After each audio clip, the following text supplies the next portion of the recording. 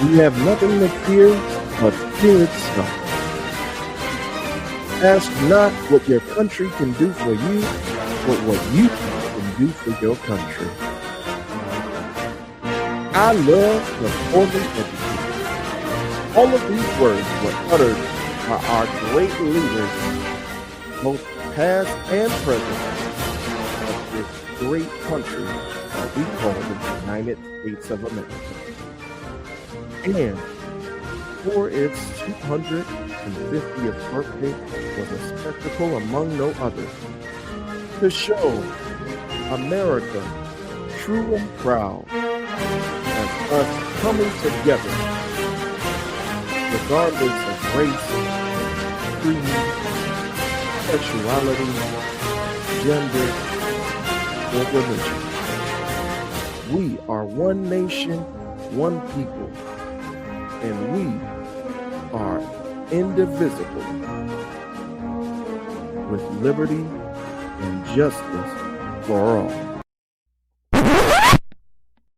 Michele Obama is a man. Am I right, America? Boo this man!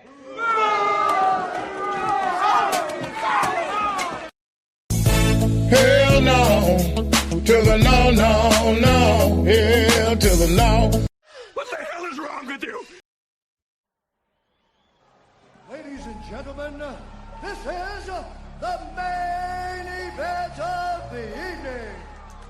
This is SBF, Styles Break Fights, with your hosts, Chinyere Okafor and Ray Williams, presented by the Nefarious Media Network.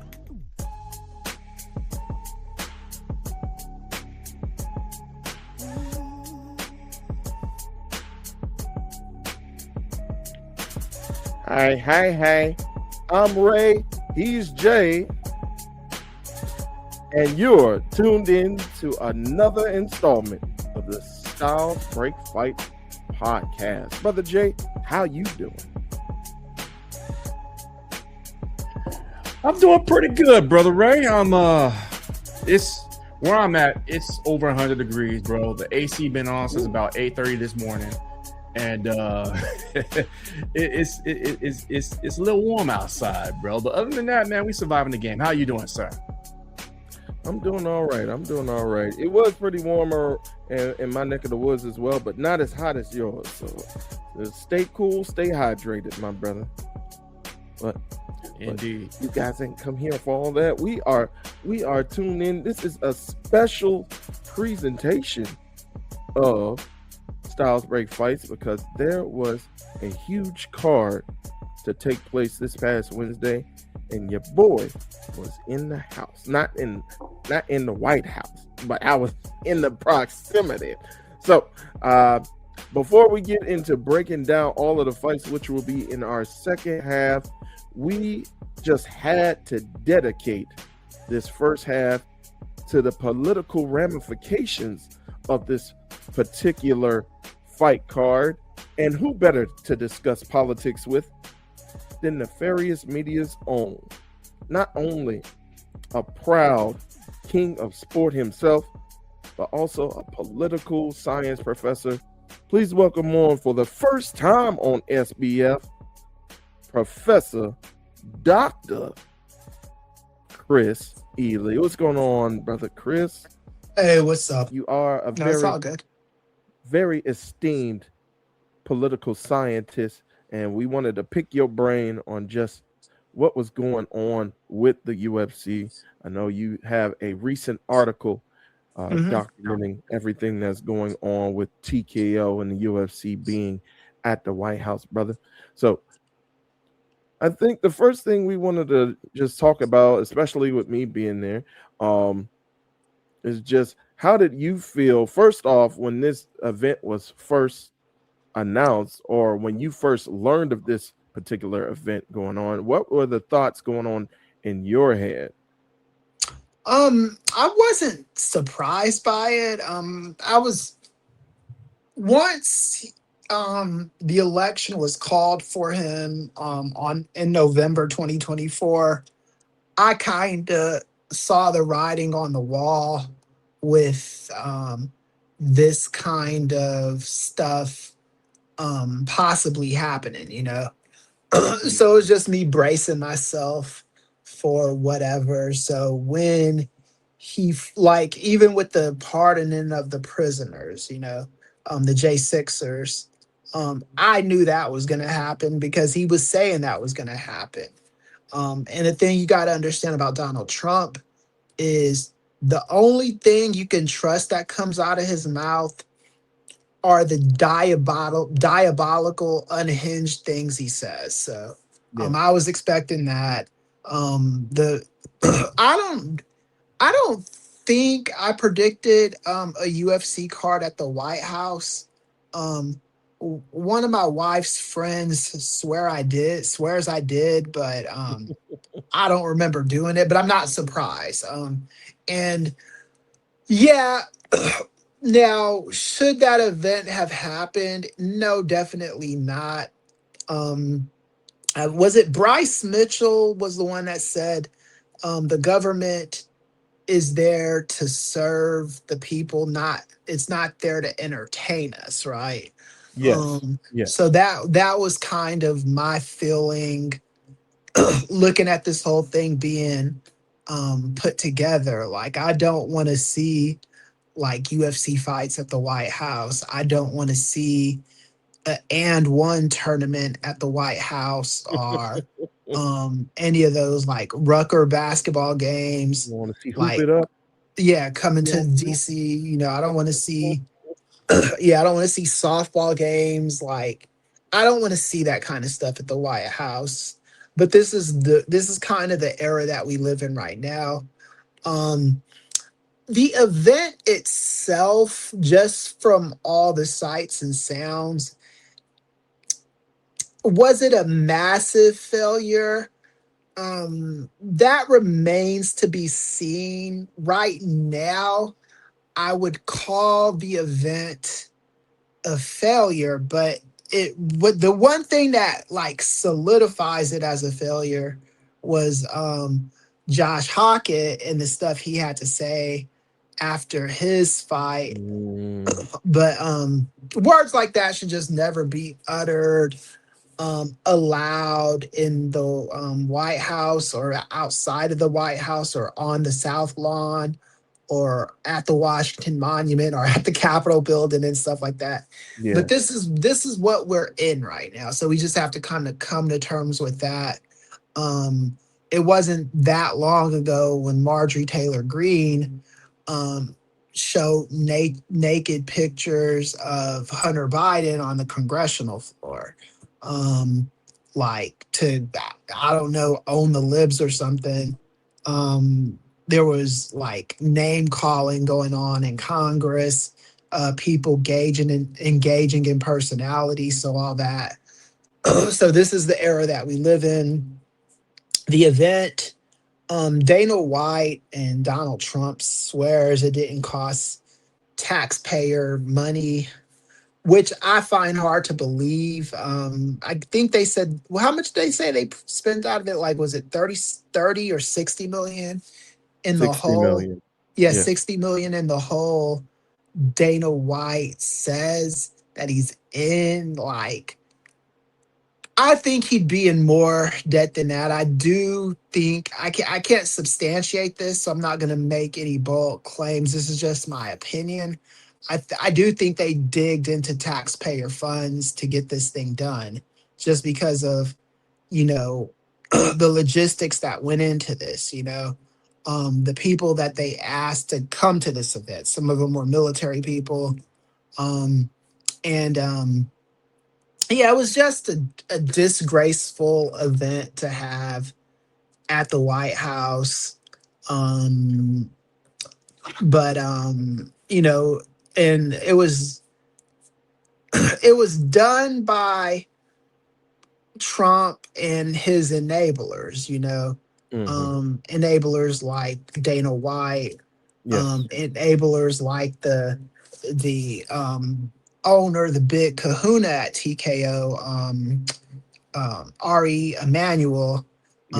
For those that don't know, the character of Ari Gold, played by Jeremy Piven on Entourage, was the basis. He was based off of Ari Emanuel.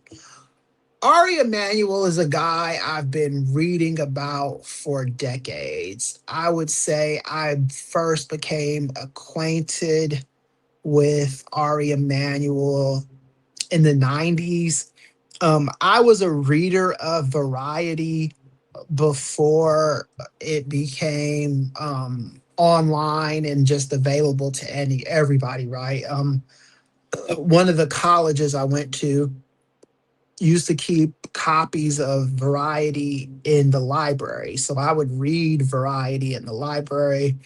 Ari Emanuel was always just this kind of big time agent. If you were an actor, you wanted to be represented by his agency, which was an Endeavor at the time. Before it became WME, it was just Endeavor.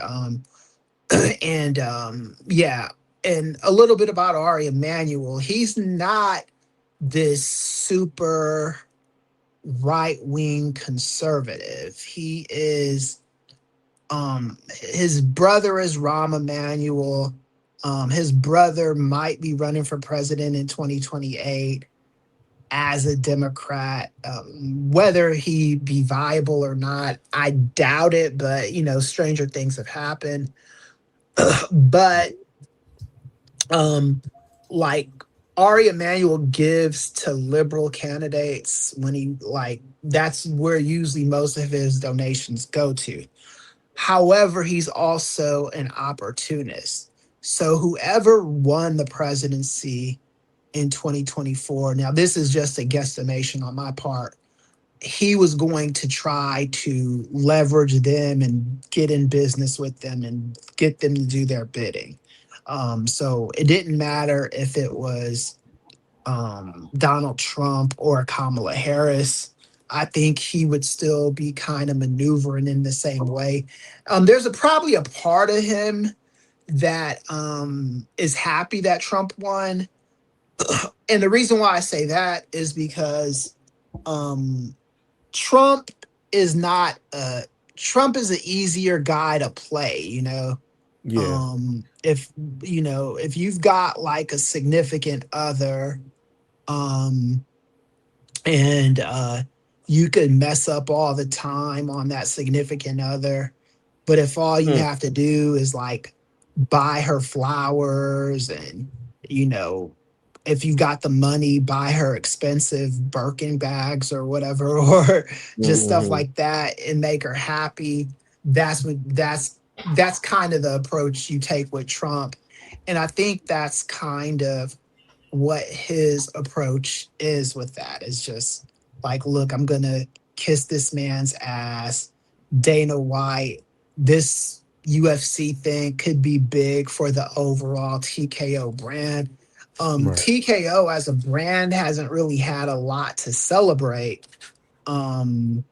since they became TKO, So I think any mulligan they get right now is just something that they're gonna take full advantage of. So that's kind of the long story of that. And if it wasn't for Hokit, I do think you could get away with saying the event was maybe a C- or a C. But he really did bring this down to an F, because this is he's the main thing people are talking about coming out of the event, Yeah. Dana White didn't have anything positive to say about him after it happened, but what's he really gonna do? He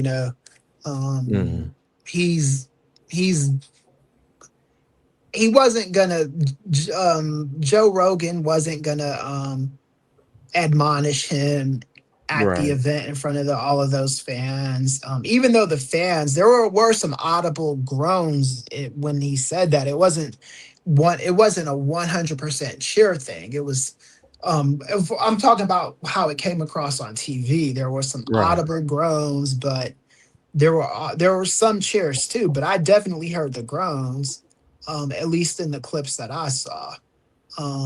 So, but Dana White, I mean, no one's going to apologize for those statements. I did hear someone on Substack. I don't know how true this is.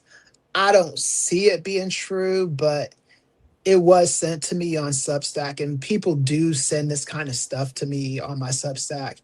And basically what it was saying was that the Obamas are looking at legal action against, the people involved in this event.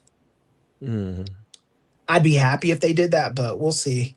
But yeah, I don't know if the juice was worth the squeeze on this thing.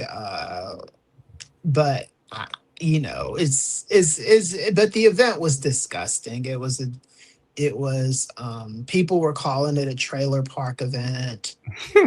People were saying, talking about how Trump proved himself to be an 80-year-old redneck. And Trump is gonna take praise from whoever is going to give it to him.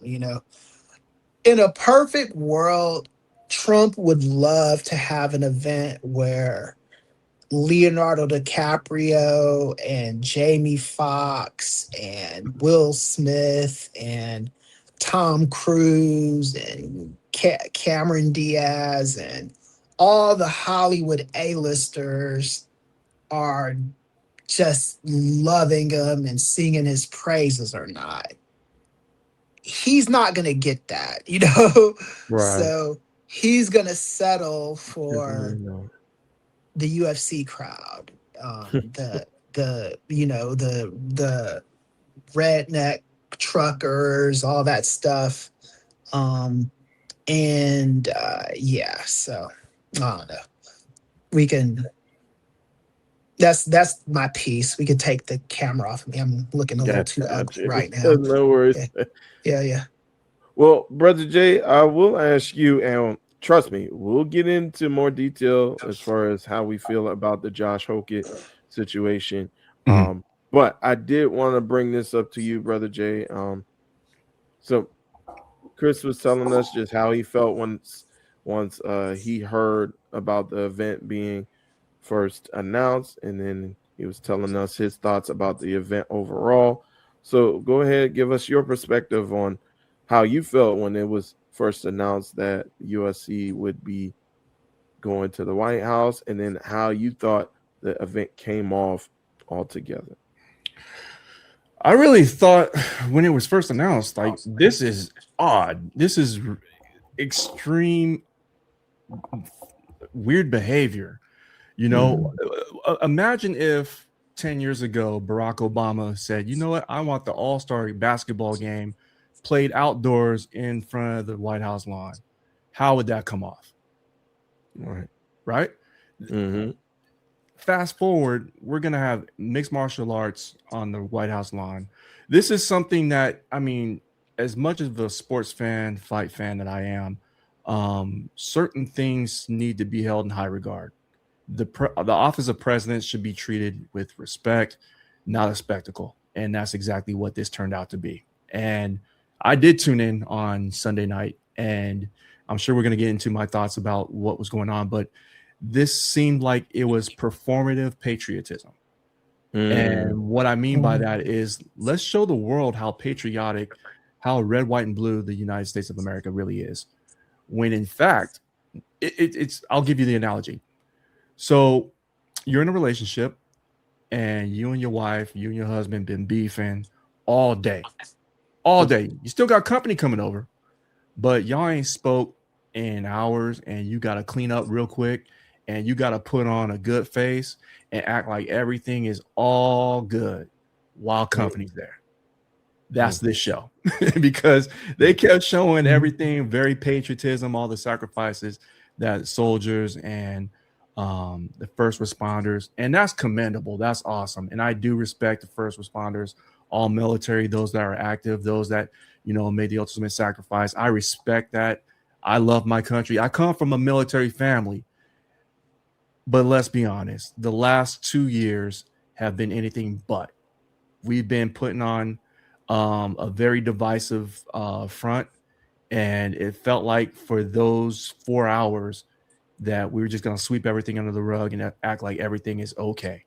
It's not okay. And it felt fraudulent, and we'll get into all other details and stuff like that, but that's how I feel about it. It's like I had mixed feelings, and mixed feelings is like very opposite end of the spectrum. Like, yes, we get to watch fights, but it's at the White House. That don't feel right. And we saw the entrances.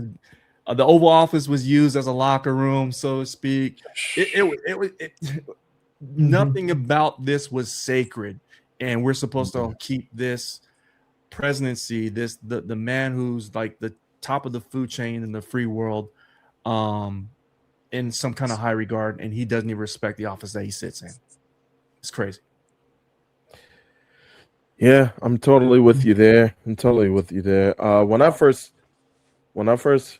learned about this event, immediately I was like, yeah, this ain't happening. This is never happening. There's no way this can happen. Because I like you, brother Jay, I was under the impression that, hey, there's just got to be some things that are held sacred, like some things that should still have reverence and dignity to the point where, you know, you just leave alone, and maybe even if they do come to DC, maybe have it at a different venue. But like you mentioned, if the man who holds the position doesn't hold it in that much regard, then how do you expect other people to hold it in that regard?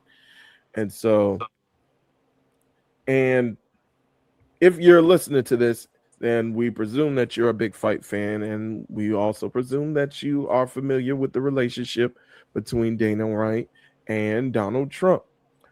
Dana White, when the UFC was budding and when Zuffa had first bought the UFC, Dana White was getting assistance to hold the events inside of Trump hotels and inside of Trump casinos. So they have been associates and friends, quote unquote, for at least 30 to 40 years. Right. So with that particular history as well, and then fast forward to Donald Trump losing. He lost the election, folks. He lost the election. He did not win the election. He lost the election in 2020. And with everything bearing down on him, with him losing court case after court case, and with Mar-a-Lago being raided by FBI, and with all these different cases that are mounting up on him, what does a friend do? You bail out your friend. And that's what Dana White was doing time and time again, with inviting President Trump after he was ousted from his first term, inviting him to these events, whether it be in New York in his home base, or his former home base, I should say, or whether it be in Florida in his current home base. Dana White would always find a way to shoehorn Donald Trump into the broadcast, shoehorn him into the event to kind of launder his reputation at that time. And I guess that takes us right into sports washing. So before I continue on about how I felt about the event, and I might go ahead and just give that to you guys once we get into our review of the actual card. But I did want to bring up the definition of sports washing, and this is from the American Public University website. So sports washing refers to the practice of using sports events or teams to improve the reputation of a country or a company, often Sports washing is done to distract people from human rights violations or other controversies. This tactic includes investing in sports infrastructure, sponsoring events, or the acquisition of sports teams to create a positive public image. And some examples of sports washing will be Nazi Germany holding the 1936 Olympics there. Also, Qatar amongst grand scrutiny due to their human rights laws and violations in that particular country, holding the 2022 World Cup.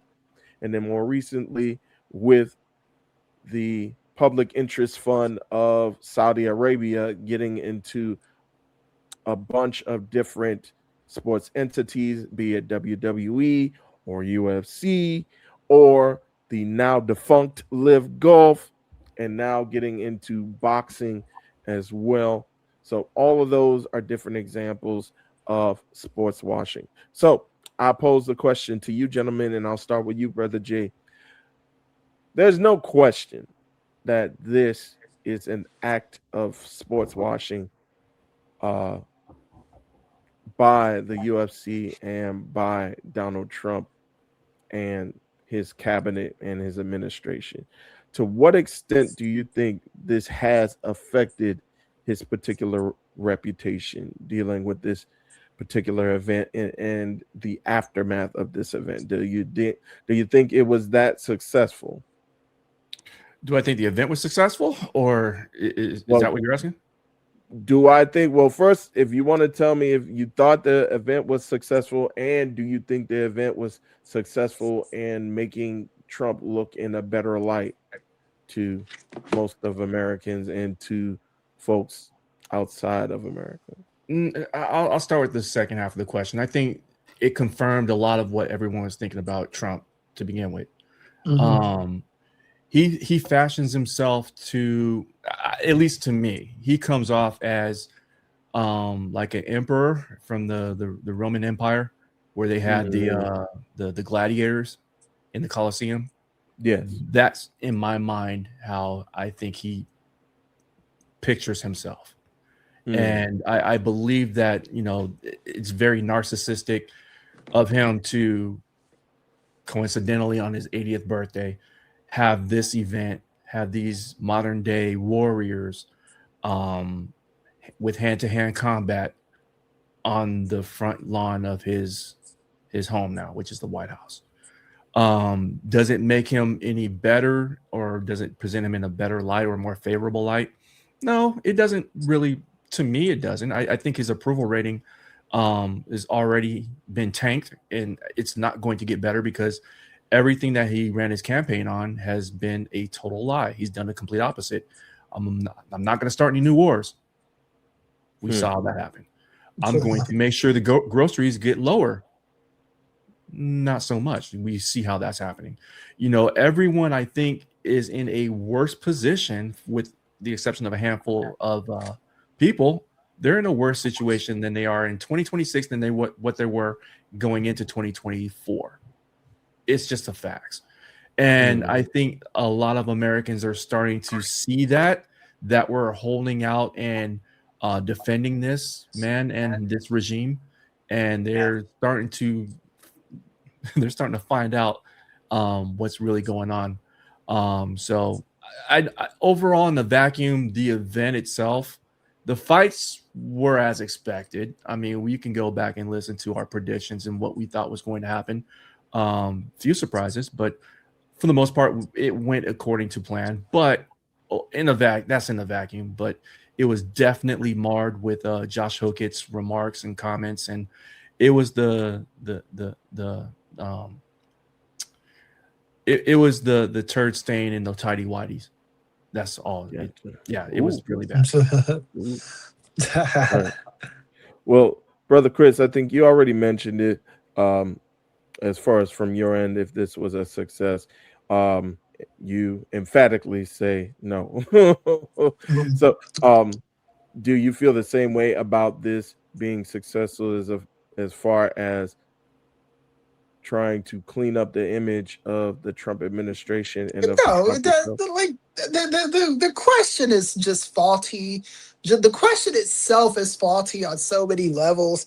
First of all, for this sports washing thing to even make any kind of sense, the sport has to be a respectable sport to the masses, not respectable to people like us who like combat sports. For someone like me who wrestled in middle school, wrestled a little bit in high school, um, did a little bit of boxing back in the day, competed in like local MMA, that kind of stuff. Yeah, it's respectable in that regard, but you got to understand UFC is the way it is for a reason. UFC traditionally, and I'm talking about specifically UFC, not MMA as a whole. We'll talk about MMA as a whole, but UFC specifically has never been what I would call a respectable sport. If you go back to the days of Gracie Jiu-Jitsu and how the UFC became a thing, and it was really barbaric as far as the masses were concerned. You know, they allowed low blows, and you know, you had big fat motherfuckers fighting skinny guys that, you know, and sometimes the skinny guys would win, but it was a blood sport. You know, that's what it was. It was like Human cockfighting. That's what it was. right. Yeah. It was like a John Claude Van Damme movie come to life is what it was. And it wasn't ever going to be mainstream. You know, Zuffa and Dana White saw the potential in what this kind of combat could be. So they added rules and all that stuff. And then some of the purists of the old Gracie Jiu-Jitsu MMA were like, you know, I know the Gracies thought this is like, this is no longer, you know, UFC. You know, this is a watered down version of what we were doing back in the day. What they were doing was try to create a real life Mortal Kombat, Street Fighter, Killer Instinct situation where, hey, let's just let these cats go at it and see who the best is. That's why you could have a Tank Abbott not be in the greatest shape, but in there still killing people, that kind of thing. So the origins of UFC are not respectable. It's a sport that you had to clean up and tame. Now, the unique thing about UFC as compared to boxing and all that is the long-term damage of a sport like boxing.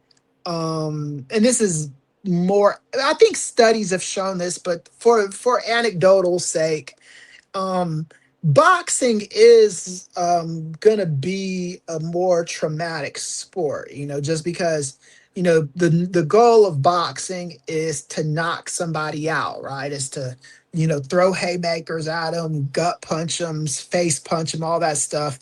And you do that enough times to people, they can, you know, can get sick, you know. That was Muhammad Ali had developed Parkinson's syndrome, and I think that's because of his years boxing. He didn't have Michael J. Fox had Parkinson's disease, which is genetic. I think Muhammad Ali had Parkinson's syndrome, which was developed because of his boxing, you know. So it's that kind of sport. And in the history of combat sports has never been, let's show this on TV, you know, on regular TV. Like back in the day, you get to watch boxing matches, but it was always on like pay-per-view, and when it wasn't on pay-per-view, it'd be like Tuesday night fights on USA or ESPN with the Friday night fights. Saturday during the day, after cartoons, ABC Wide World of Sports would show like boxing matches from back in the day or whatever. But but boxing was always this combat sport that had the more mainstream appeal, even though you could make the argument it was more violent or more long-term damage than UFC. UFC is a sport that the rounds are shorter. It could end a lot faster if you're a smart UFC fighter, because most people, once a dude's got them in a key lock or whatever, or an arm bar, they're not going to sit there and wait for you to break their arm. I know a lot of the Brazilians used to do that shit, but yeah, it's not. It's a sport where you could give up easily, but it still presents itself as barbaric. So that's the sport right there. That's what UFC is. Right. You can't sports watch that shit. Right. You just can't do it. And then the clientele of UFC. I thought in the beginning Dana White did try to clean up the optics of it. Fighters would get suspended or fined for saying homophobic slurs and stuff like that. And then once Donald Trump became, said he was going to run for president, and Donald Trump kind of broke the mold of what conservative respectability politics was going to be. Dana White just kind of went along with that, and Donald Trump became the alpha male to a lot of these dorks that like UFC. And that's kind of what messes UFC up for a lot of people, are let me explain it to you like this, Jarek and Ray. Surface level, it is very okay to, you are, let's for the sake of this conversation, let's call it a beta male. I don't like talking like one of these fucking manosphere dudes, but let's call it a beta male, right? So you're a beta male and you are looking for confidence and discipline and all of that stuff. Martial arts is a perfect vehicle for that, right? Because what it can do is all right, you're not eating the best, so let's get your diet together. So it's okay to want to better yourself physically, playing a sport, doing an art, something like that, can give you confidence, right? The problem with these UFC guys is that they learn the wrong lessons.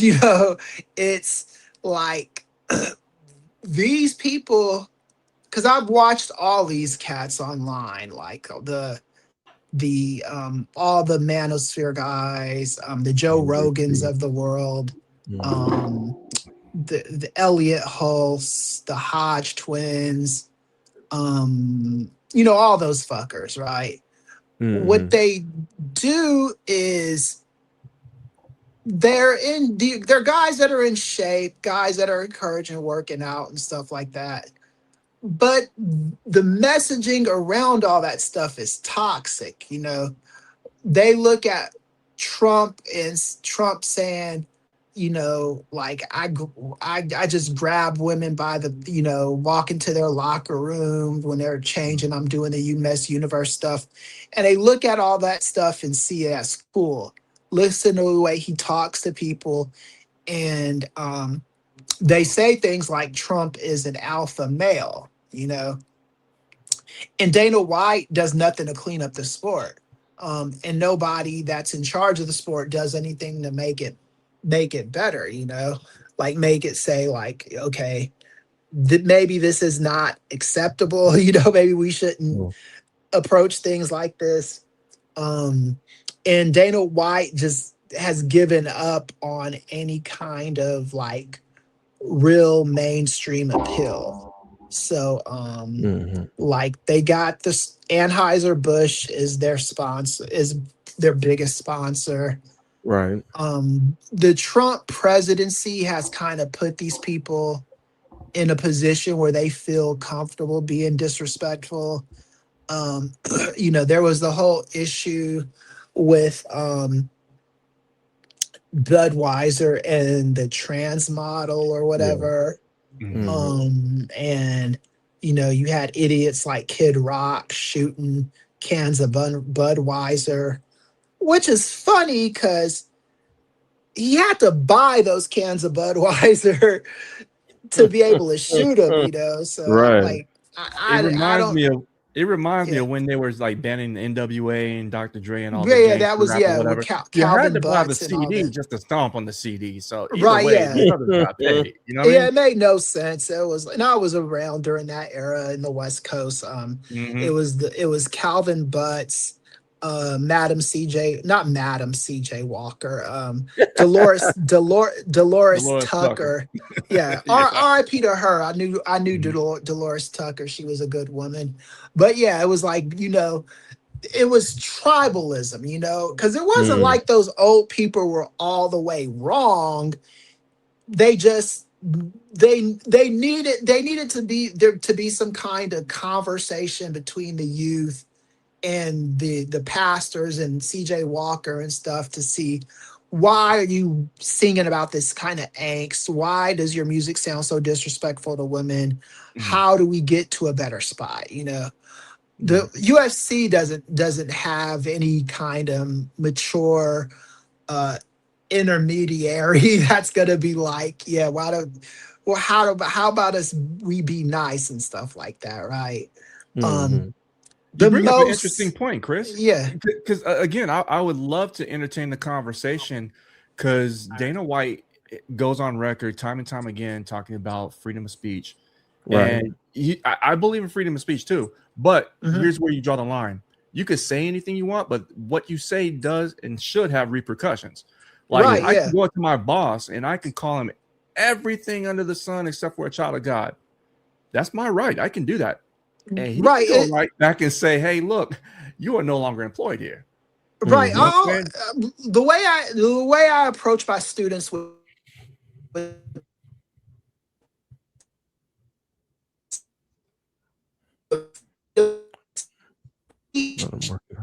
advocate or advocate. Because if all you're saying is talking about is freedom of speech, then you could just say whatever the fuck you want to say to whoever you want to say it, and they say it back to you, and there's just arguments and this and that. If you're a First Amendment advocate, if you believe in the First Amendment, you understand you can say what you want to say without fear of getting arrested, but people don't have to like what you say, and that's a right you have to respect as well. If you're going to call yourself a First Amendment advocate, you have to understand that if you piss enough people off with your word, they can be like, calling for your job. First Amendment guarantees you won't get arrested for speech. So people don't have to like your speech. They don't, you're and that's the thing about the First Amendment, is the First Amendment doesn't just apply to you. It applies to everybody within your atmosphere. If people do not like the stuff that you say, you can get fired from your job. The example I always use is, if you work at Subway and instead of wanting to wear your green Subway shirt to work that day, you were like, you know what? I want to practice my freedom of expression. I'm going to wear this Chick-fil-A shirt to Subway and work behind the counter with that, You'd get fired from your job for doing that, You're not going to get Right. arrested for doing that, but you'll get fired from your job. And the Right. only time you'd get arrested for doing that is if they kick you out and you don't leave. But you're then at that point, you're not getting arrested for For the show. violating the free speech. You're as the you're getting arrested for trespassing because the owner of the establishment told you to leave, or if it's not the owner, it's the manager, the person that's got authority over the establishment has told you to exit, you know. So yeah, so if you're going to be a First Amendment advocate, you have to be a First Amendment advocate all the way. You can't just be, oh, I like this speech, so I'm going to say what I want, or Trump is going to say this evil stuff and I'm going to laugh at him for saying it. But if you get offended by it, fuck you. And if you get fired from your job, it was a violation of my First Amendment right. No. If anything, it was a protection of the First Amendment right of the people that did not like your speech, you know?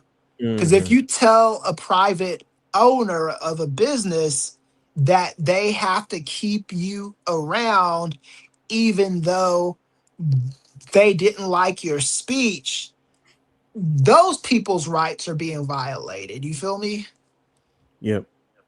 So, Totally. so it's one of those things where, you know, it's okay to want to learn self-defense, to want to eat right, to want to be better human beings, to want to talk to girls and to want to get women, you know. That's a very human, emotional thing. What these dweebs do, though, is they do not want, or the way they talk is they do not want a girlfriend or a wife. You know, what these fools want is, you know, hey, I'm dating you. I'm the alpha male in this situation. And if you don't like the shit that I say, F you, and there's the door. And they want to just be disrespectful, and they do their little pickup artist videos, or what were those two young black dweebs, fresh and fit. Fresh yeah, and fit. those dumb motherfuckers, you know. like like what you first of all, you know nothing about psychology.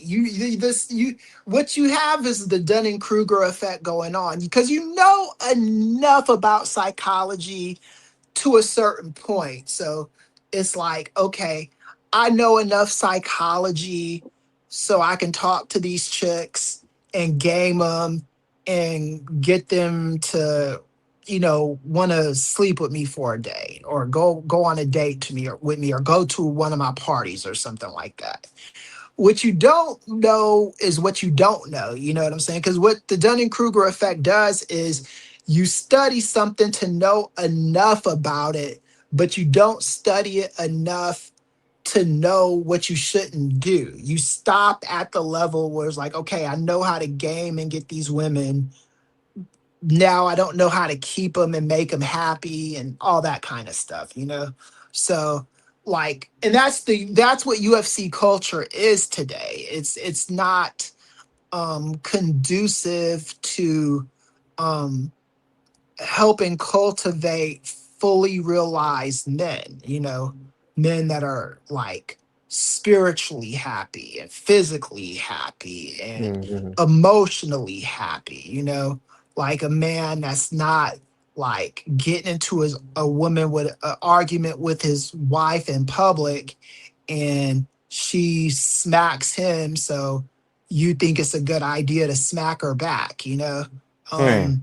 That's what's going on with UFC at the moment. And granted, Dana White apologized for it, I suppose, but it's not help. It's grooming these men to not be great versions of themselves. It's grooming them to look up to idiots like Donald Trump, think they're good people.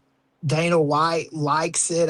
I don't know what UFC's financials are looking like, but if you're just looking at TKO and all the frantic moves that they're making, and we could probably ask Brandon about this on Sunday, one can reasonably assume that the finances probably are not the greatest, you know, and you just Right. did this event that's putting you deep in debt. So, Wouldn't be the first yeah, time they man. did that. Yeah, it won't be the first time, and it's probably not going to be the last time.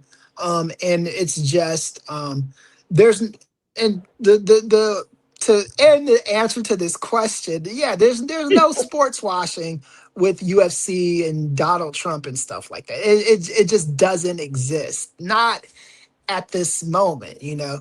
Like, and you also have to consider who the boxers were back in the day. Like, they were like, if you did good things, you could be role models to children, and people would like you and respect you. You know, you could be a Muhammad Ali, and kids wanted to be like Muhammad Ali, and kids wanted to be like George Foreman, and you know, Sugar Ray Leonard, and you know, Tommy Hearns, and all these people like that. These were respectable men. Not saying that they didn't have issues, but what they presented was respectability. When Donald Trump got caught up with Desiree Washington, he was shamed for it. You know, it wasn't this whole thing where it's like, yeah, Mike Tyson is lauded for this. You know, there were some people that were like, yeah, he got Mike Tyson got caught up and stuff like that. But for the most part, it was Mike Tyson needs to come back a better man. Then he came back okay for a second. Then he bit the dude's Evander Holyfield's ears off and stuff. Right. And even that, like that stuff wasn't praised. This is a short answer to the question. It wasn't praised. It wasn't lauded. And all the evil instincts of these guys. And I don't think it's just a UFC problem, but you know, the Conor McGregors of the world, you know, the Colby Covingtons, you know, the Sean Stricklands, these kind of people, they don't seem to want to be better people or want to even pretend to be better people, you know. And that's one of the things that in business psychology, we always, like, anytime we were clients, we worked for a client and a company was trying to like become a better company and improve the culture in the company. The first question you ask is, okay, do these people really want to become better, or do they just want to present the optic of being better? And you find out where a lot of them fit in fast. And a lot of these companies couldn't even do the optic that good. You know, it's like, can you even do that? That was one of the things. I think this was on the episode of of Ring Theory we were talking about, is like with the WWE, is like, you guys can't even do the optic, you know? Like you can't even front long enough to be this thing. Because the thing that my research has shown, and the research that I've read about are when these companies, is if you can start off by pretending to want to be better, eventually, once you see the way society is treating you and you don't have to like hide and stuff like that anymore, you actually start wanting to be better, you know? You actually start wanting to, okay, this is just not it anymore, right? The NBA, the NFL, Major League Baseball, the NHL, they operate the way they operate because there is money in acting like civilized human beings. There's people there's companies that want to like, hey, let me put my product on your show because I like your athletes, I like your organization, that kind of thing. And I just think UFC is so far away from that right now. And it's not impossible, but they're gonna have to get themselves into a place where they can be better than that. And this sucks for me too, because I wanted to. I always thought, like, even with John Jones when he first came out, I was thinking to myself, famous last words, but I was like, yeah, this guy could be a role model and get young black kids to what to do MMA and stuff like that. And, look at this guy, and the lesson that you learned is, yeah, you could be like John Jones, which you could get multiple DUIs, be in a multiple domestic situations and still have a job after it. It's like, it's just not good optics anymore, man. It's horrible culture at UFC. There is no sports washing with those dweebs. They've got a lot they gotta fix before before you could wash them with anything, like you can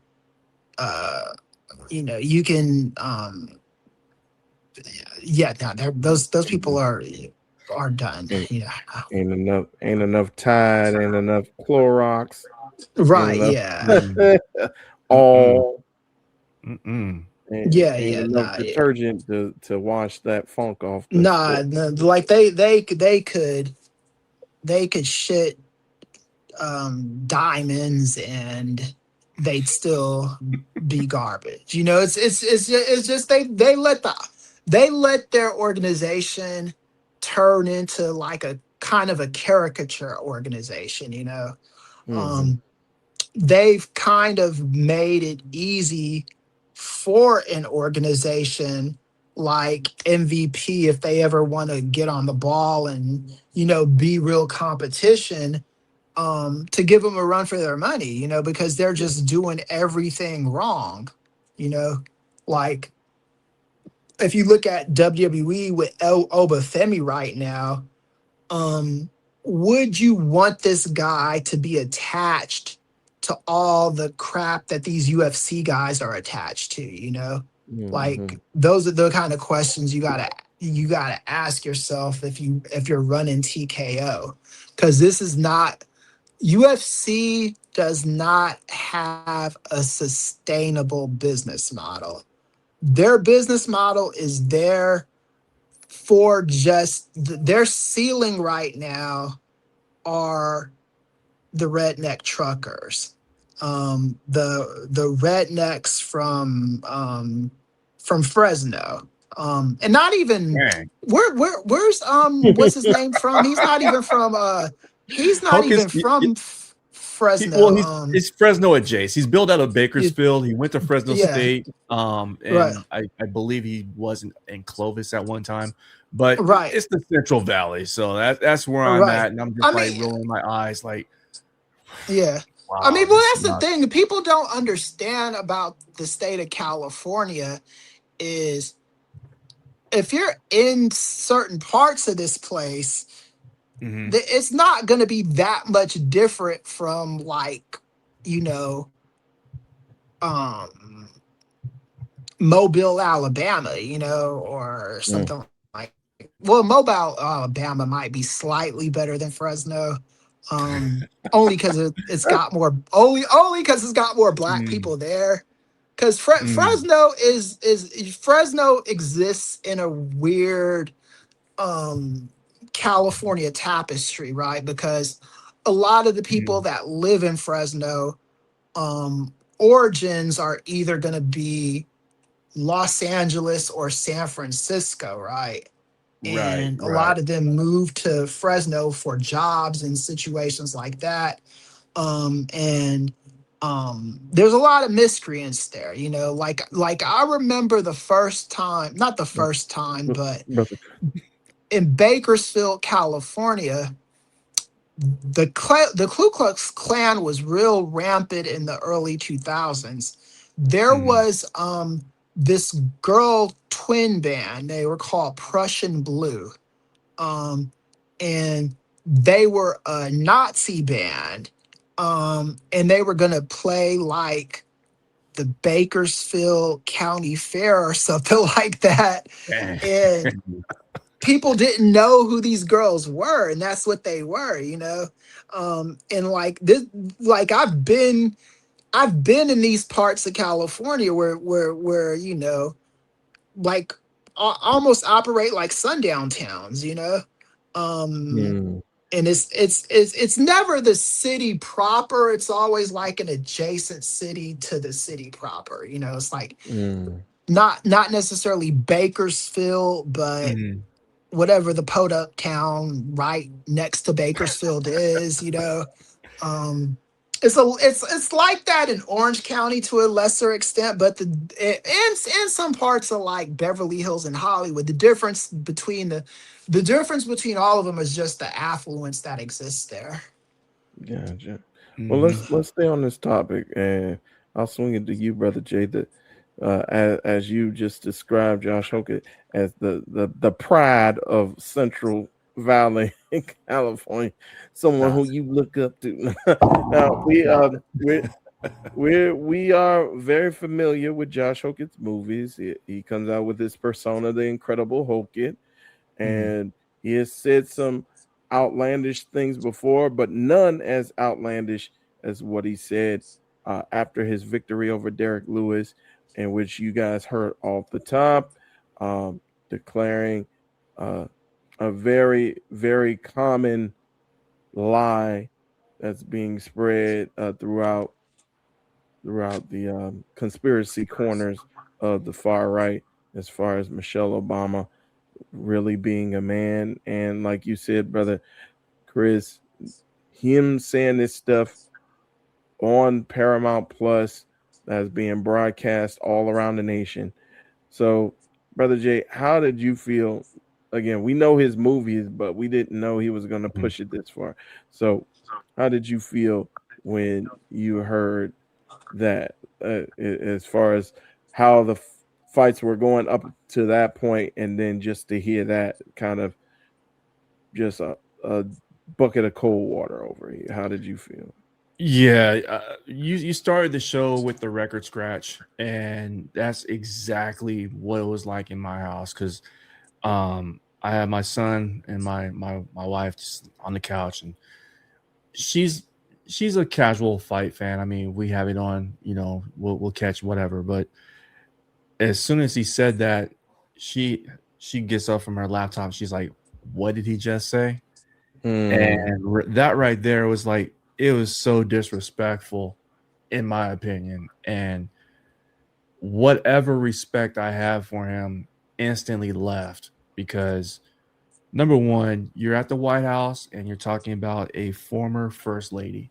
And that's how you're going to address her. And honestly, I feel like it's coded racism. And I'm just going to say it right there, because not only did he say it in the company of someone who just had a Truth Social post about the Obamas portrayed as apes. Yeah. You said it in front of a crowd that it felt honestly like you heard the groans, but you did hear some jeers and some also cheers. I mean, how did that joke land? I'm gonna ask you, Ray, how did that joke land where you were out in the Ellipse?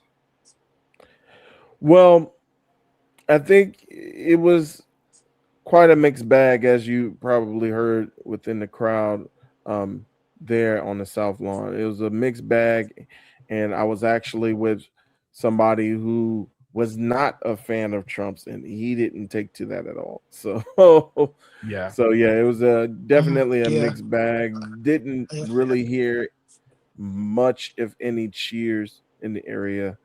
But yeah, definitely a mixed bag on that one. Yeah, so for me, I think that really tainted the entire event, because that was just it. Whatever propaganda they were posting on the commercials and playing throughout the entirety of the show, that one just took the wind out of any type of positivity that could have came out of the show. And for Joe Rogan not to just check him right there, he had a microphone. He did not have the courage to say that's factually incorrect, that's disrespectful. I mean, Dana White, said what he said about, freedom of speech or whatever, but even still, it was too late. It was too late. I mean, they could, the broadcast team could have said, we don't stand or condone the behavior or the sentiments of that fighter. For that to be put on, Paramount Plus, it just sullied the entire experience for me watching the fights going forward. I found it offensive. The people I was with found it offensive. The people I talked to the next day were like, dude, this idiot. And again, he's in the Central Valley, represents Fresno State. I love Fresno State, and I wish they wouldn't say that that's where he's from. The less oxygen spent on this man, the better, because he's entered the Kobe Covington, Sean Strickland stratosphere, or I shouldn't even say stratosphere. It's the opposite of the stratosphere, because he's like made that list of despicable athletes, in my opinion. Right. Yeah. And the less oxygen given to them, the better for me. Yeah, and for me, he's actually a little worse than Sean Strickland too. I think like Strickland is bad, but Strickland could at least do the bare bones basics of saying we shouldn't be at a war and the Epstein files need to be fully released. Josh, I really don't know what the hell this kid's problem is. I've got friends that work at Fresno State, and they're ashamed of being associated with this. This guy is like, I don't know. I know that he agreed to take the fight on the last minute. I don't know why they needed this particular bum to be in the fight. Requested him. Trump had requested him. Yeah, it does speak volumes, and Trump wasn't going to correct. And the thing is if this did not happen at the event, I can see a MAGA saying it was a good event and not getting a lot of kickback from mainstream media. I would never say it was a good event. This was never going to get higher than a C for me. But it's not even getting the C for me because this was able to happen. It was just something that shouldn't have happened.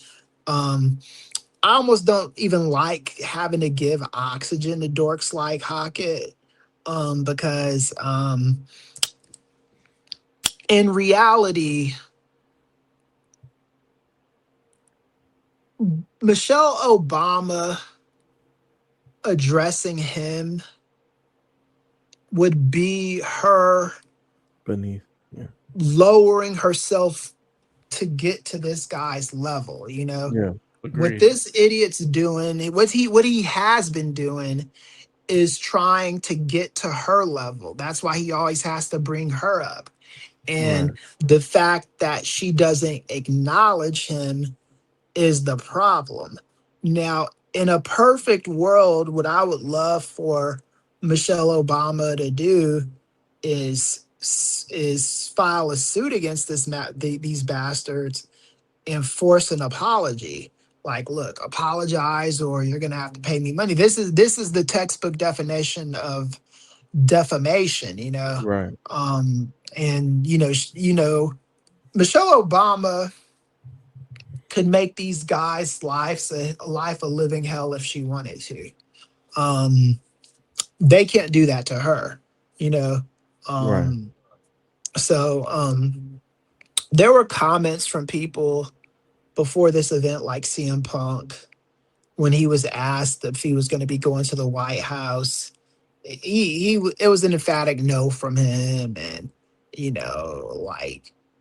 just because David Duke, I think his comment was, just because David Duke invites me over for tacos doesn't mean I'm going to go hang out with the guy, and that was it. I do think that if you were going to this event as a spectator, I do think you should be ashamed of yourself. And I know, I looked up the names. It was Roman Reigns, Triple H was Roman there. Triple H was there, uh, Jack Osborne. And Jack Osborne is actually somebody that I've met before, because he's got multiple sclerosis like I do. And I've seen him at local events. I know he was doing the MMA stuff for a little while, but Amazon stop. But do you think that these Trump people have any respect for anybody in the MS community, or any community that's not their community? So, what's Michael Irving was there. And then the people that didn't go there were smart, like Mario Lopez and what's his name, The Rock, and those The people. Rock, Adam There's Sandler was invited. Adam Jared Sandler, Leto yeah. was invited, but they all declined. Yeah. I mean, why do that to yourself, But it is what it is. I do think this event was a black eye on society, but we'll move past this. Just I don't think this event is going to be looked at fondly by history. When I'm sitting here 75 years old, I don't think that people are going to be saying good things about June 14th, 2026. I think that's a day that's going to go down in infamy. All these people are going to be remembered for being pieces of shit. And this is their legacy, and wish it didn't happen, but it did. And now all we can do is move on from it, and just make sure that people that do this in the future are being held accountable, Indeed. Well, with that, it's hard to make a transition right into the actual sports of it all, but we're going to do our best. We're going to go right into just the card itself. All right. And I will bid you guys adieu, let you all do that. All right. Well, before you do, go ahead. Let the people know where they can find you, also where they can find your written work, Brother Kris. Oh, yeah. So, yeah, you can find us on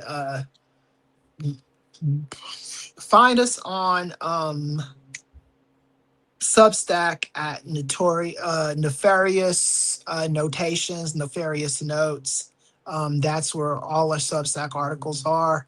You can reach me on Blue Sky, on Twitter. Look at my name, Christopher Ealy. Just Google it, and all my stuff is gonna come. My LinkedIn or Substack are going to be the first things to come up. And I don't really care if people follow me on LinkedIn, but as long as you're not from some multi-level marketing bullshit or just anything trying to get me to on some new opportunity or whatever, I don't mind adding you and whatnot. And yeah, that's about it, man.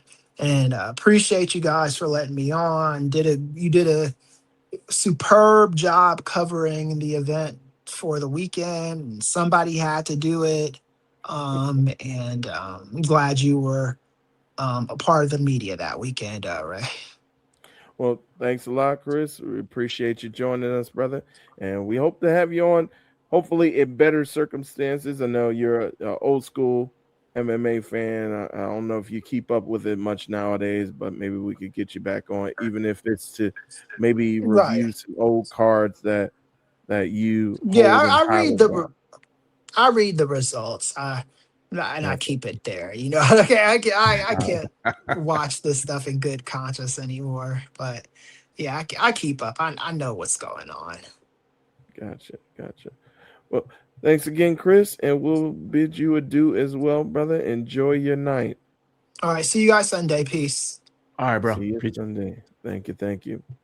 All right. Well, let's go ahead and just start talking about the actual fights. There was a lot I wanted to go ahead and get off, but again, we only have so much time, so let's go right into the main event. So, Justin Gaethje, against all odds, brother Jay, goes on and defeats the hugely substantial favorite Ilia Topuria, and Justin Gaethje finally gets over the hump after 2 tries at trying to be an undisputed champion. He finally can call himself the undisputed UFC Lightweight Champion. What did you think of that fight, especially with the way that Ilia went out? He went out on the stool. The corner called it for him at the end of round 4. How did you feel about that fight? I knew something was up after the first round where Ilia Topuria's right eye began to become compromised. I saw that. I was like, wow, that jab was working and it was super effective. By the end of the second round, Ilia had a better showing and it showed some signs of life. The third round was I saw it as a toss-up, honestly. I thought that Gaethje was in his bag.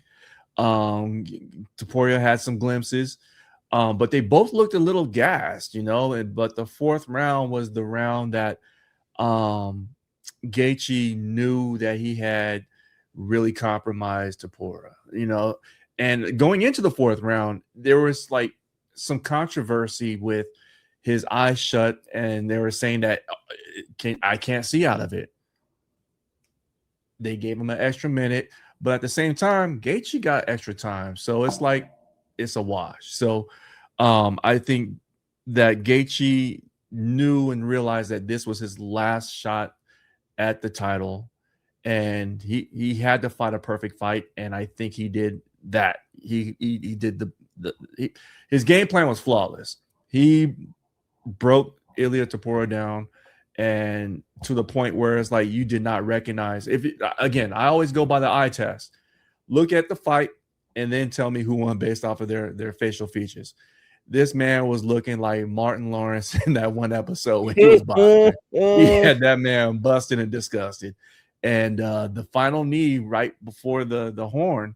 That I saw it in real time. I was like, oh, it was a knee, but they showed it in slow motion and. Yeah, shouts out to Gaethje because again he had a flawless fight, executed the game plan very well, and shout out to Topuria too because he was a good champ, but he got bested, and they're talking about Gaethje retiring. You might want to do that. I mean, go out on top. Mission accomplished. I mean, the next person in line you probably don't want to face. Yeah, definitely I could see that, especially if you got those cats like Mauricio Hoofy, who fought early on the card as well. He's coming breathing down your neck. Charles Oliveira breathing down your neck. Maybe doggone Islam comes back down. starts breathing down you, you don't want those problems. Just That is, the lightweight division is a stacked division. Do you want those problems? Mm-mm. Mm-mm. I felt the same way. Once he started wiping his eye, I was like, wait a minute, did he get poked in the eye? And I didn't get a chance to rewatch the fights myself, but I was like, wow, because you can never know if it's like either a poke or if it's just the knuckle landing in that same spot. And like you said, and Gaethje mentioned it in the post-fight press conference, like he probably needs his face studied by science, because the way he was just getting beaten and battered in that second round, and yet, like you said, it looked like not a scratch on him. Right. Just I know hindsight is 2020. A lot of people are going to say, "Oh, well, Ilia was too confident." Matter of fact, he was borderline cocky. He was borderline arrogant. He was already putting the rolls on the grave of Justin Gaethje. He was talking all of this smack about Islam running away from him. I mean, of course, you can say all that stuff now, but I truly believe that maybe he was affected. And first off, I give Justin Gaethje all the credit in the world. Right. Any other lightweight would have been done after that second round. He wobbled him a few times, yeah, a few times, and took him down, and Mhm. was on the verge of going for submissions as well. So I just feel that that two things can be the same, or two things can be true at the same time. I believe Justin Gaethje, he had all of the perseverance and toughness that you needed him to have, and also Ilia went in thinking that he was going to walk through this man, and once he gave him his best shot and saw that Justin Gaethje was still in it, he didn't know how to react to that. And plus, like, usually we know Topuria is known for his movement, and he's known for luring people into traps, and he wasn't doing much of that within the first round. He was doing more of it in the second round, but then he laid off in the third round, and he was getting touched up in the third round. Fourth round, he was trying to put some things together, and I believe, like you mentioned, at the end of that third round, the doctor looked like he was about to stop the fight. Oh, yeah. He shook his head. He was like, he can't do it. And like Ilia pleaded with the referee, Mark Goddard. Usually Mark Goddard, in my opinion, he's the best referee in the business. I don't know. Like, I think you do want to give fighters the benefit of the doubt, but you also want to look out for their safety when they're not looking out for their safety as well. That being said, he gave Ilia one more round. Ilia was looking decent towards the end of that round. He was able to get the takedown, but that's, like, in my head, I'm like, man, you better use this for your advantage, because I didn't think it was going to get out the fourth round regardless of that knee being landed. I was just like, they're already watching you closely. They already are thinking about stopping the fight. So you better make something happen, like, right now. He tried it. He slipped off. And then Gaethje landed that knee at the end of the round. And it was pretty much all she wrote. Like we were looking, and then I was just like, wait a minute. Why the doctor over there now? And then they called it, but I didn't realize. I thought it was just mainly based on, again, the amount of damage that had accumulated. I didn't realize that his corner, and specifically his brother, pretty much threw in the towel. Yeah. So it'll be hard to see. Like you mentioned, you think Justin Gaethje should retire. I wholeheartedly agree. I think he should retire as well. He has nothing else left to prove. You climbed that mountain. But in regards to Ilia, like, where does Ilia go from here? Straight to surgery. Well, obviously, you got to regroup. I think you got to reassess and figure out exactly what went wrong with that, because you could tell, like, most people would be, when he buckled Gaethje, he had hit a couple body shots, and Gaethje even said after the fight that he hurt him. But with the will that Justin showed, you could tell that something was a little off with Topuria's confidence after that, because hey, you just hit him with your best shot and he didn't quit, where most others would have second guessed, what am I doing here? Let's go home. So maybe he's got to go back to the drawing board, and figure out exactly where he goes from here. Take some time off to really recoup, really get back with your team and figure out another game plan, another strategy. What do you do, and where do you go from here? I would like to see him back. I mean, he's an excellent fighter. That just was not his Sunday. Was not his night. Yeah, I totally agree. And what I was about to say while I was kind of giving my thoughts about the fight is, I think the issues that he's had with his ex-wife might be leading to more, like, mentally than we possibly could have been putting on. We'll never know unless he says it. Right. But that's a lot. That's a lot. And I don't know if the ring rust was that big an issue. I mean, it could have been, especially with that being, like, we all talk about how amazing he is, but consider that this was his second fight, or at least within the near future, or in the past, or the recent past, I should say, because I think he fought at 155 a while ago, but I think within the recent past, this is only his second fight in the lightweight division, right? So I think that him still carrying on a bit more of that weight and trying to and with him being gone for a while as well, and with who knows what was going on in his head due to the issues that he's been having with his family, like, all of that could have played a role. And as I mentioned before, just the pure cockiness or the pure confidence that even with all that stuff, he's probably thinking, man, I could take this guy on my worst day. So who knows what's going on. We'll see if we hear from him. And like you said, I think he needs a long layoff to kind of regroup, refocus, consider, is 155 a division he wants to go back to? Does he want to go back to 145? I know once people move up, they really don't want to go back down, but we'll see if he'll consider maybe going back down to 145 or returning to 155.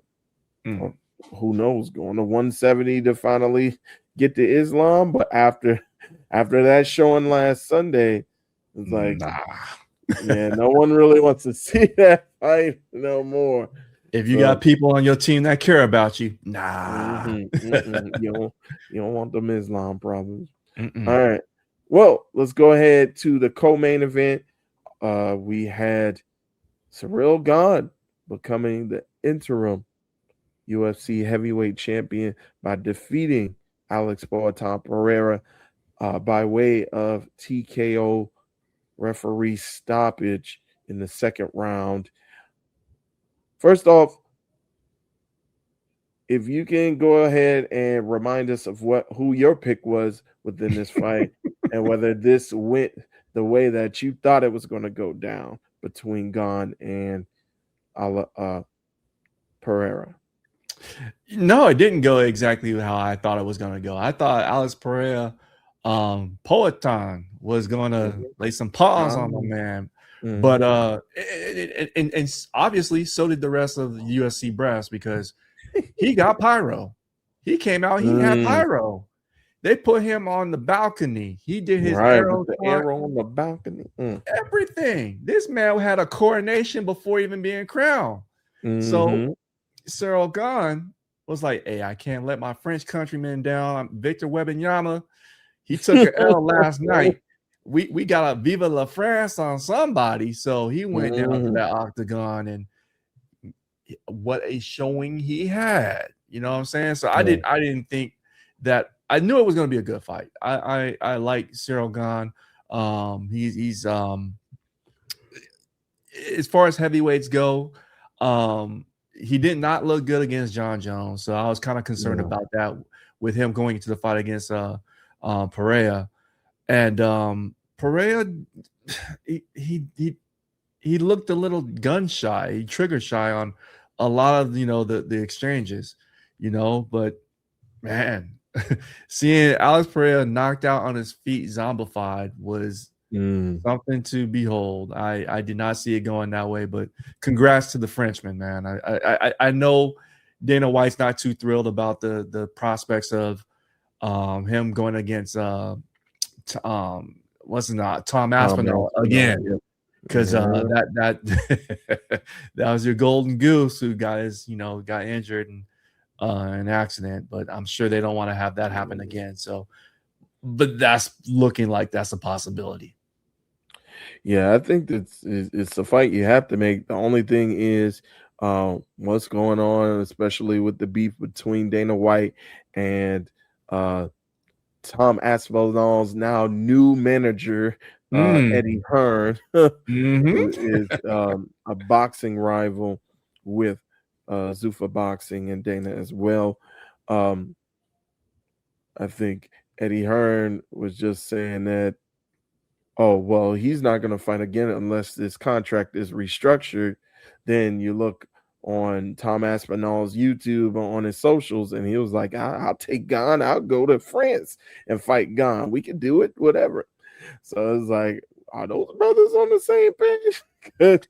It's weird because if you're an athlete or a competitor, you want to compete at the highest level with the odds either stacked in your favor or against you just to prove people wrong. But when you have people looking out for you, who's looking out for their interests as well as yours, they're going to possibly have the conflict of conflict of not interest, but like, hey, competing things. Hey, if you hold out, you're gonna get more money, so that's more money for the representation as well too. So, hey, who am I to say? I mean, the business mind that I have would be like, hey, let your management team do what's best for you, but the competitors, like, on the other side of the same coin. So it'll be interesting to see what happens. Yes, indeed. But yeah, I don't even remember what I said with you on the program last month, but I just started thinking, man, it's hard. Like, Poatan is tremendous, no doubt. But I think just heavyweight was a too steep hill for him to climb, especially with Gahn, who can be just as fast as you, and you coming up from 205, and you once were 185. So it's like, and Gahn is just as fast and just as athletic. And so I didn't think it was going to be a finish by Gahn. I thought it was going to go all 5 rounds. Like you mentioned, Poatan, he came in there. He was a little reluctant at first. He was trying to get some kicks off. And he did rock Gahn towards the end of the first round. So I was like, okay. He does have a bit of power. My problem was, will that power translate against guys 60, 70, 80 pounds heavier than you? That was my only reservations about picking Poatan, was that, man, he's just so much smaller, though. He's just so much smaller. Yeah. Like, I could see him fighting against maybe some of the smaller heavyweights, like a Josh Hokit, and the power translating a little bit more. But against guys like Cyril Gahn or guys maybe like Curtis Blades or even coming up against a Tom Aspinall, is like, man, will that power translate? So and then we talked about some issues with officiating when it came to the main event, but we also had some issues with possible issues with officiating when it came to the co-main. The real had Poatan rocked. He was trying to follow up with ground and pound, and we saw several elbows land directly to the back of the head for Poatan. Poatan was not finished by those blows, but I'm sure they did a bit of damage, and they were collective, like the collective damage of that and the shots that he took later on in the fight most likely took a toll and cost him a shot at the interim title shot. How did you feel about those shots? Did you feel, because you mentioned with the eye pokes, you mentioned it was by accident. A lot of people are saying, nah, he's been doing this for a while. He be cheating for now. He been poking people, having his hands out, and now with these elbows gone, doesn't look like he's living down those allegations of being called a dirty fighter. What do you think? I could see both sides of the argument. In real time, I was like, okay, you have to look at Herb Dean's record as a referee. He's not gonna catch everything, you know, unless it's gratuitous, you know what I mean? So, and even then, like, you're not hit him wrong. with 38 shots. He's lying flat, Herb. Nah, he's he got a chance. I need to see some action. Not like this, Herb. God, no. So understanding who's the third man in the octagon with you, hey, again, I didn't see it in real time as being dirty. The eye poke, I didn't see it in real time as being dirty. Watching it again over and over, I'm sure it's like, okay, I'll listen to the argument, but I mean, it's the ref's job to catch that, and if you don't have the ability to catch it in real time, then it might be time to have somebody else go in there and look at it, you know. So yeah, it's you're in hand-to-hand combat. Things like that can and most likely will happen. The odds are that it's a possibility that something like that can happen. I mean, getting kicked in the groin, that's a possibility. An eye poke, it's a possibility. You know exactly what you're walking into once the cage door locks behind you. So not to excuse that, you know, it was done intentionally or whatever. I don't believe it was done intentionally. It's just, I'll listen to the argument of someone that thinks that it was, but I just personally don't think it was done intentionally. Gotcha.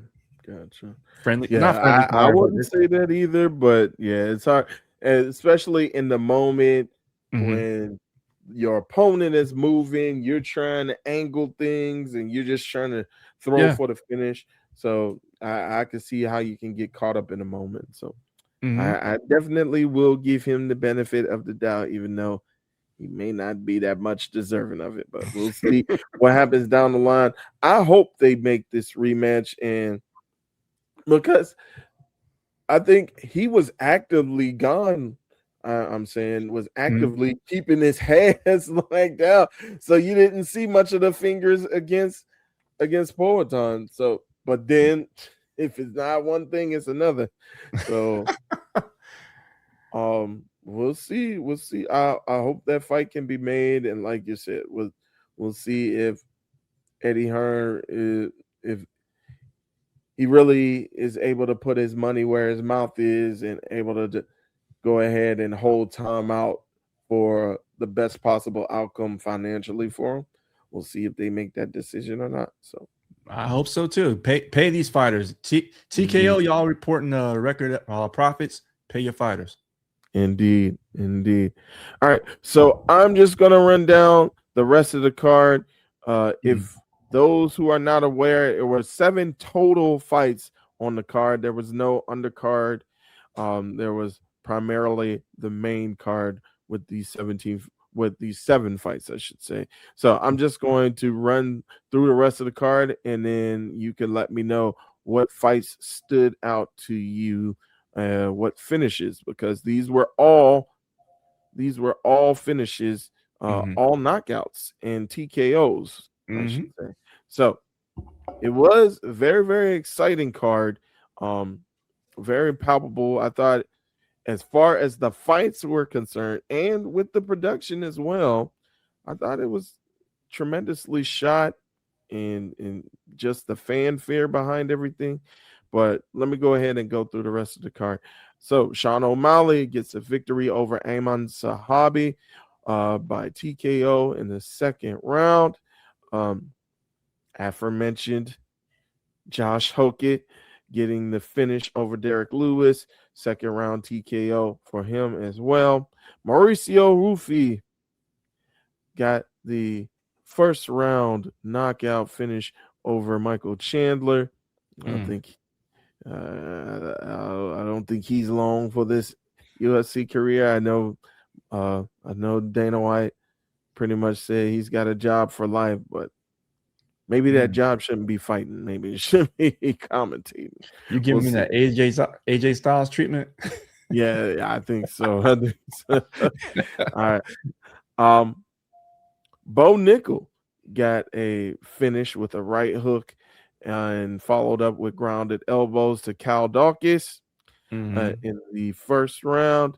And then to lead off the card, we had former 2-time challenger for the UFC Featherweight Championship, Diego Lopez, picking up a stunning second round knockout over Steve Garcia. I say stunning because Garcia was looking great in that first round. He was looking like he was putting things together. He was stifling Diego Lopez with the jab. His movement was crisp, and he just got caught. So, yeah, what fights stood out to you, brother? I'll start with the Diego Lopez Steve Garcia fight. I thought that one was starting off as an upset. And we had talked about it on the previous episode where it was like, Steve, who? Who is this? You know, so Steve? No, no, we really don't. You know, but after the first round, I was like, okay, this is who Steve Garcia is, and you know, the experience of Diego Lopez really showed up in the second round, and sensational knockout. The other one was the Hoofy Chandler. That knockout was phenomenal. Again, if you're only looking at Michael Chandler's UFC tenure, it hasn't been great. It hasn't been spectacular. What he did in Bellator before was where he really made his name for himself as the MMA fighter that actually got him to the UFC. So to see him have this type of career, it's disappointing. You know, I'm sure he's not happy with his career, but if Dana says he's got a job for life, then I guess he's got a job for life. So good for him. And before I get to the Josh Hokit Derek Lewis fight, Sean O'Malley's knockout of Zahabi with the salute, that was all kinds of disrespectful to Zahabi, but I loved it, you know, simply because that's Sean O'Malley. I mean, he's a performer. He's he's a very talented fighter, and I thought that was a great look for him. Hopefully he makes his way back into the title hunt, which I think that's what, you know, the plan is for him. But again, the bantamweight division has some killers up there. So, and then Josh Hokit. Outside of his antics after the fight, he is a brilliant mixed martial artist. Derek Lewis looked like he had no business being in the octagon. Nope. And I was disappointed for that because this was a chance for him to put pause to this guy. And he didn't, you know, and Josh Hokit, again, as brilliant of a fighter as he is that much of an idiot. And we shouldn't have to talk about his quote unquote character work or him being such a divisive lightning rod that he is. I mean, I wish he would just let his fighting speak for itself and just shut up. Plain and simple. If you have nothing productive, positive, unifying to say, just shut up. Don't say anything. Yeah. That's all I gotta say about it. That's the thing, though, brother Jay. I apologize for cutting you off, brother. But No. I was talking to somebody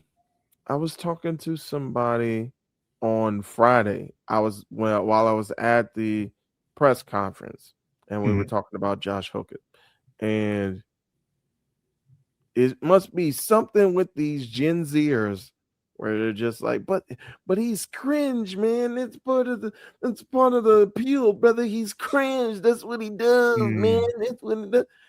And me, I'm an elder millennial. I'm like, no, brother, just you ain't got to do you. If you got a personality, then you could show it regardless of what you do. Like, you don't have to act like you're Hogan and then go off and then do this and then go off and do that just to get some attention. And now I think he's putting on the wrong attention, because now I think, and I was going to say this when Kris was here, but I think now that he said that stuff, and now that the UFC was at the White House all together, I think this is, I don't know if you're familiar with, well, I'm sure you're familiar with Frank Lucas, who was the bassist behind the American Gangster movie, and how he was doing all great. He was trying to stay under the radar until he was invited to, I believe it was the first Joe Frazier Muhammad Ali fight. We were just talking about Muhammad Ali, and he was sitting up front with a fur coat, and then the feds or the FBI was like, who is this man? We don't know this man. I think a lot of people, especially with the Democrats, they were kind of familiar with the UFC and with their relationship with Donald Trump. But now that this stuff has come out with them going to have the fights at the White House long and it actually taking place, and with Josh Hokit saying these incendiary things about Michelle Obama, now you just painted a target on your back. And now you're going to have not only these doggone like left-wing folks, they already trying to take back the House, take back the Senate. Now you just put yourselves in their crosshairs once they do have control. And they were like, wait a minute, they were trying to do this stuff with the Muhammad Ali Revival Act. No, let's stamp that out when we can in Congress, and let's stamp out all this stuff with the regulation with the UFC and all this stuff. So now you just made yourselves a bed that, like, I don't know, man. I think with his comments, like you said, they just put such a negative connotation and was, I felt, I know Kris just said how he felt, but I felt like, even though it was such a surreal experience, like being like in the area of that stuff, like I said, I felt everything was shot well as far as production. I felt like the fights were awesome, phenomenal. Yeah. But on the same token, like they had, I think I was walking through the Fan Fest and I was just like taking everything in, and then all of a sudden I hear somebody say, "Oh, Charlie Kirk," and I was like, "What?" And I look up on the screen. It's a TPUSA commercial on the screen. And it's like all this stuff going on. I think and shout out to not only Luke Thomas, who's covering the political aspects of all this that happening, but there was a young lady by the name of Cheyenne. I'm drawing a blank on her last name, but she had a real good point about Anduril being an official sponsor, and Anduril is a company that makes AI controlled drones for use for war fighting. And Anduril is also a company that one of the Kushner brothers, which are the in-laws of one Donald Trump, has a heavy investment in. So we saw that. And then, of course, let me go ahead. We were talking about sports washing with the Saudis. Guess what one of the sponsors on the actual canvas was? Oh, you got it. You beat me to it, too. Oh, there you go. There it is. I saw that too. I was like, okay. So again, we kind of discussed this on the NWA podcast, or one of the either NWA or Ring Theory, where I made the comment, and it turns out that I'm 100% correct. TKO is a marketing company. They're happen to use UFC as the MMA to, funnel, they got marketing. So we're going to sell you commercials. You're going to watch these commercials and a little bit of mixed martial arts. And with WWE, you're going to watch these commercials and we'll sprinkle on a little bit of wrestling. That's all that TKO is. I mean, they had remember when Dana White,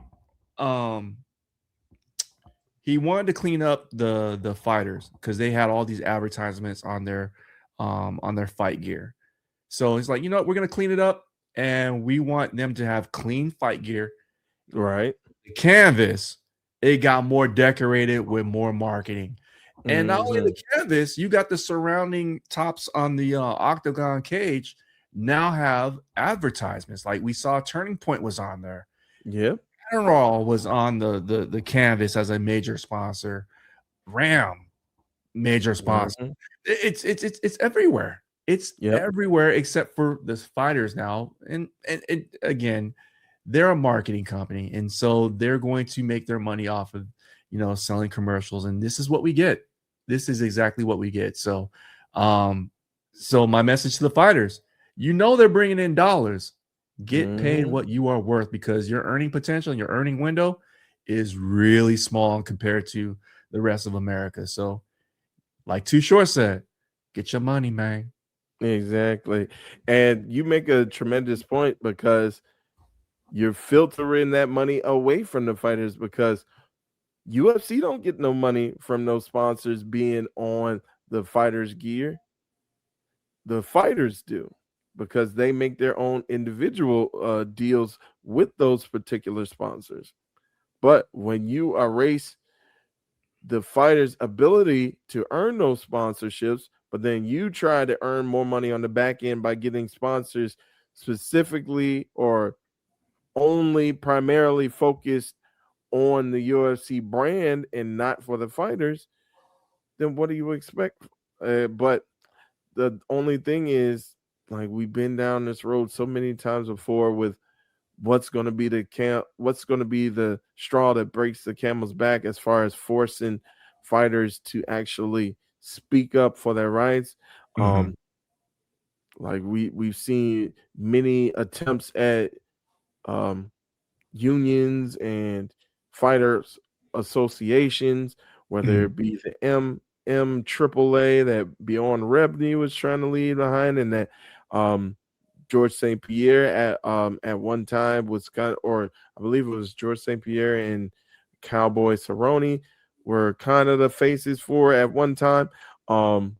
Whether it be Project Spearhead that Cajun Johnson and Leslie Smith, the Peacemaker, were trying to put up together, but they were subsequently kind of forced out of the UFC due to them not renewing contracts. The UFC are going to say, oh, well, we just didn't renew the contract.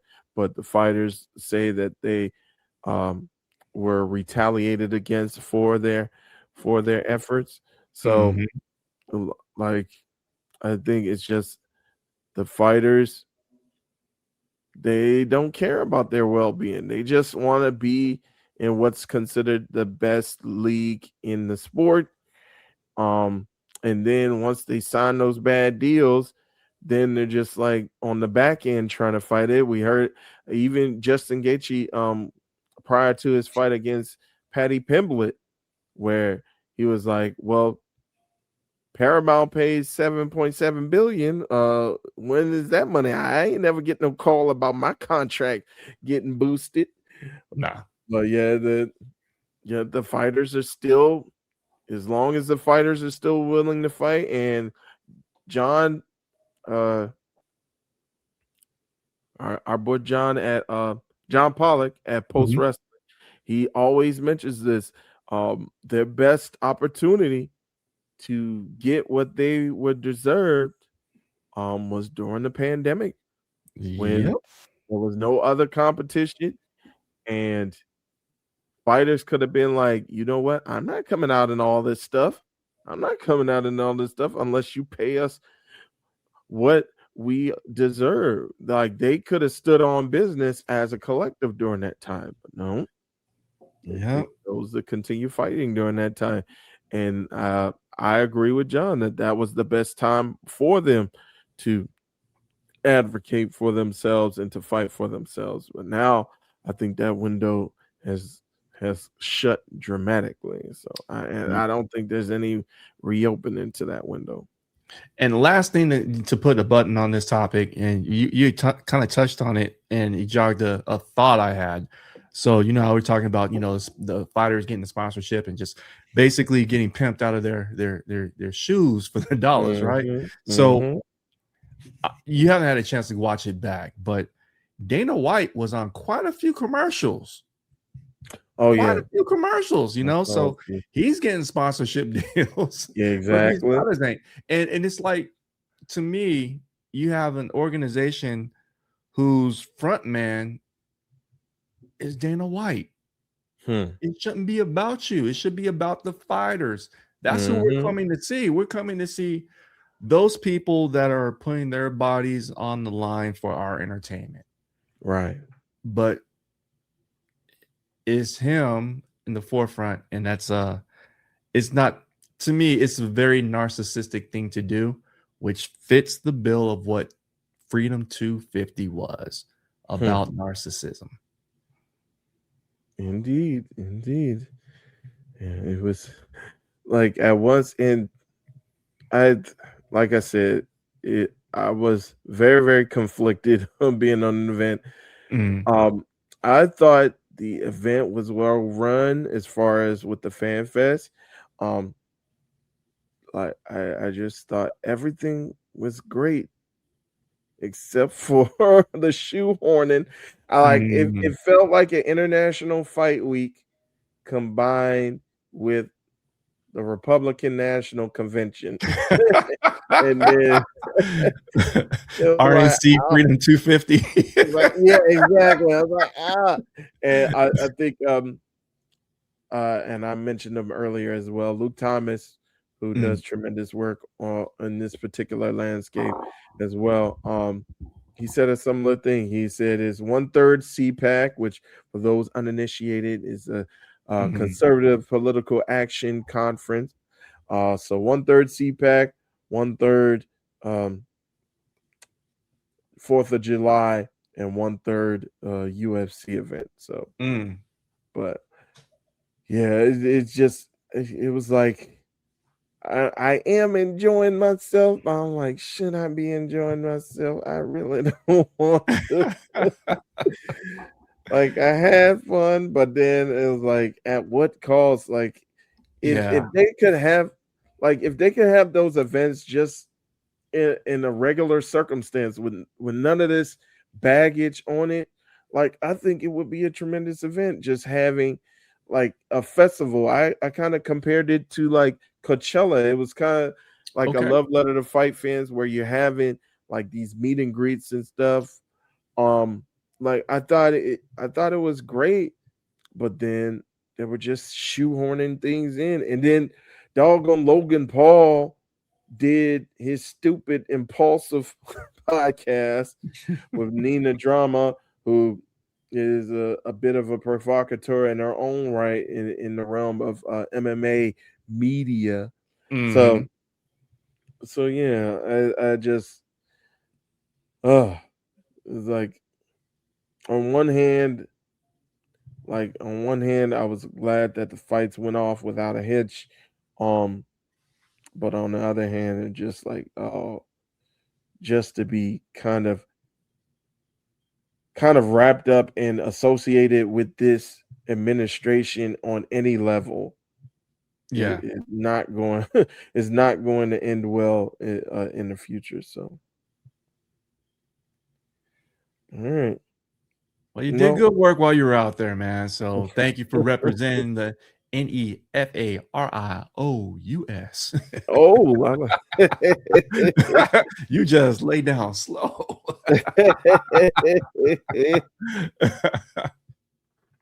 but I appreciate that, brother. I appreciate that. I wish I could have gotten some more interviews with the folks that were in attendance as well, but I'm trying to build my way up to just talking to random strangers. I don't mind like throwing out some questions to those who are involved in the event as far as like fighters and things like that. But yeah, just like you can't trust everybody on the street. But there was some good folks out there. There was some good folks out there. I was stuck in a line trying to get to one of the activities that they were doing. And there were some good people in there. I wish I would have turned the mic on and talked to those folks because they seemed pretty grounded and they didn't seem too MAGA hungry out there. So, but there was some decent people. And to answer you guys' questions, there was quite a bit of black folks out there. I saw a sprinkle on, on the telecast too. So I was like, okay, cool. All right. He looked like he might be all right. So yeah, I was like, get home safe, brother. Yeah, appreciate it. Well, that's gonna go ahead and do it for us here at Styles Break Fights. Once again, we want to go ahead and thank brother Kris Ealy for joining us. If you didn't get any of the handles that he said, go ahead and follow him on Substack at Christopher Ealy, Christopher with a K, like Christopherson, or Chris Christopherson, I should say. So the Thinking Class is his mainly politics driven Substack, and then you can also follow us at Nefarious Notions, which is our more sports centered Substack as well. So go ahead, give him a follow over there. As for you, brother Jay, where can the good people find you? You can find me on Instagram at Jerek, all caps JEREK_wins. Same handle on Blue Sky. Starting to get more active over there as well. You can also catch me at Head Cannon Graps. Yeah. X Ring Theory. I got it right. It's on YouTube. Yeah, it's a new YouTube channel that we're doing our Ring Theory shows from. So you can find me there along with Ray Williams and Downtown Gerard Brown. We got the Real House of Black. That's our trios right there. But I think we're going to turn into a faction because, I mean, we've got Kris popping up every once in a while. So it's no longer a tag team. It's no longer trios. It's turning into a faction at this point, bro. We're turning into a stable. That's what it is, honestly. So you can catch us over there. Once a month, we're always talking about pro wrestling. If you're into that, you will love the conversations that we have on that side. You can also catch me on the NWA podcast once a month on the Post Wrestling channel. So yeah, I'm pretty much all things nefarious, and you can catch me on those social media platforms. And love the engagement, love the conversation, and I'm sure you'll love it as well too. Indeed, indeed. Thanks again, brother Jay. As for me, you can also find me wherever you get your podcast here on Nefarious Media Network, as well as the NWA podcast, which is coming up this coming Sunday, June 21st. But the day before, you can find me on Collision Course, which is another podcast brought to you by Post Wrestling. Myself and the good sister Kate from Montreal. We're going to be talking about AEW Collision from this Saturday, June 20th. And that's another podcast you could find Brother Jay on. Usually he only comes for the special shows. He popped in last Saturday, but usually you can only find him on the go home shows for Collision Course. So you can find us both not only on Nubian Wrestling Advocates, but also in an alternating role on Collision Course with, again, the good sister Kate from Montreal. So with that, we're going to go ahead and call it a wrap. So we appreciate you guys for joining us.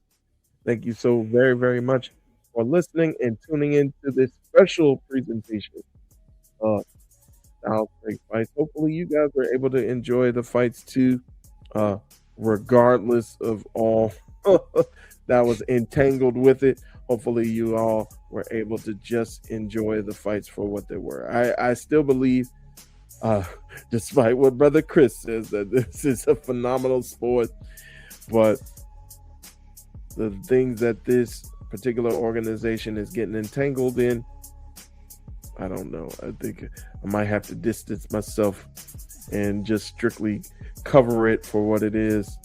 But man, I can't stop this. I can't stop this sickness. It's calling, man. It's calling. I know it's calling me. It's calling me. Just in like with that. In other words, UFC, just do better. That's all. Just do better. Do That's better. all, man. There's still, come on, there's still fans on the left that want some good fights, man. Please, just do better. That's all we ask. Okay. All right. Well, with that, thanks again to Brother Jay. He's Jay. I'm keep pointing the wrong way. He's Jay. Oh, God. He's Jay. He's Jay. I'm Ray. And you have been tuned in to another installment of the Styles Break Fights podcast. Thank you so very much for listening once again. Till next time, good fight, good night, peace out.